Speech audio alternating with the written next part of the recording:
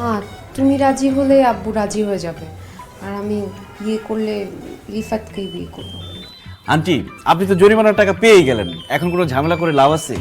আমরা আসলে খুবই ভদ্র ফ্যামিলি। এরপরে আমাদের মুরগি কেন, যদি গরুও চুরি হয়ে যায় তাও আমরা কারো কাছ থেকে কোনো সময় জরিমানা নিব না। ওটা একটা অ্যাক্সিডেন্ট হয়ে গেছিল। কখনো না। কত বড় ঠেটা দেখছেন? এই জন্য বলছিলাম যে আমি পালাই বিয়ে করি।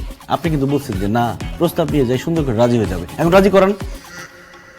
কি আর করা ভাবি, আমার ছেলেটা কত ভদ্র দেখছেন। ইচ্ছা করলে কিন্তু ওরা পালাই গিয়ে বিয়ে করতে পারত। আপনার মেয়ে তো রাজি, কিন্তু সে বলে যে না, আমি আমার বাবা মাকে সাথে নিয়ে প্রস্তাব নিয়ে যাব, সেই জন্য আমাদেরকে সাথে নিয়ে আসছে। আপনি গুরুত্ব দিলেন না। ঠিক আছে, চল ওরা পালাই গিয়ে বিয়ে করি, আমার খরচটা বাইরে যাবে। আরে বসেন বসেন, আমি টুম্পার আব্বার সাথে কথা বলতেছি। টুম্পা,